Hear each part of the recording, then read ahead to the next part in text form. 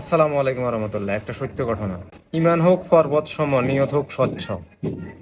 এই নিয়তে চললে এখন আল্লাহর উপর যদি আপনি আত্মবিশ্বাস রাখেন, তাহলে আপনার সব জায়গায় সাকসেস, আল্লাহ আপনাকে সাকসেস করে দিবেন। তাহলে একটা ঘটনা বলি। গত কয়েকদিন থেকে সোশ্যাল মিডিয়া নিউজ ফিডে একটা ঘটনা খুব ফলাওভাবে প্রচার হচ্ছে। লিবিয়ান এক যুবক, নাম হচ্ছে আমের। সে সৌদি আরব যাবে হজ করার জন্য। যখন লিবিয়ান এয়ারপোর্টে সে এসেছিল, কর্তৃপক্ষ যখন তার পাসপোর্ট দেখলো, দেখলো যে তার নাম এবং নিরাপত্তা জনিত কিছু জটিলতা আছে। তো নিরাপত্তা বাহিনী তার এই জটিলতা দেখতে দেখতে পাইলট বিমান ছেড়ে দিয়েছে। সময় ছিল না। বিমান যখন আকাশে উঠলো, যান্ত্রিক ত্রুটির কারণে বিমান আবার ফিরে এলো। তখন আমের একটা কথাই নিরাপত্তা কর্মীকে বলল, আমি হজে যাব ইনশাল্লাহ। তখন পাইলট বিমান ত্রুটি শেষ করে বিমান আবার আকাশে উড়ালো, সে আমেরকে নেবে না।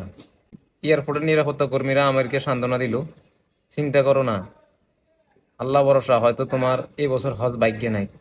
আমির শুধু একটাই কথাই বলেছিল, আল কাহ্হার, আমি ইনশাল্লাহ এবার হজে যাবই।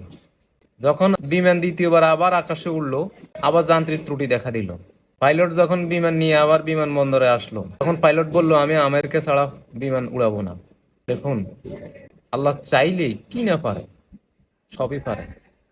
যদি আল্লাহর উপর আপনার দৃঢ় বিশ্বাস থাকে, আত্মবিশ্বাস থাকে, যদি আপনার নিয়ত সহি থাকে, ইকিন থাকে, তাহলে আল্লাহ আপনাকে সহায়তা করবে। দুই দুইবার বিমান কিন্তু উড়াল দিয়েছে, দুই দুইবারে বিমানের যান্ত্রিক ত্রুটি দেখা দিয়েছে। আল্লাহু আকবার, আল কাহ্হার, সুবহান আল্লাহ, আলহামদুলিল্লাহ। নিয়ত সহি থাকতে হবে, আত্মবিশ্বাস থাকতে হবে, আল্লাহর উপর বিশ্বাস থাকতে হবে, তাহলে যে কোনো কাজে আল্লাহ আপনাকে সাকসেস করে দিবেন, আল্লাহ আপনাকে সহায়তা করবে। ভিডিওটি ভালো লাগলে শেয়ার করে দিবেন, লাইক কমেন্ট দিয়ে পাশে থাকবেন এবং আমার চ্যানেলটি সাবস্ক্রাইব করবেন।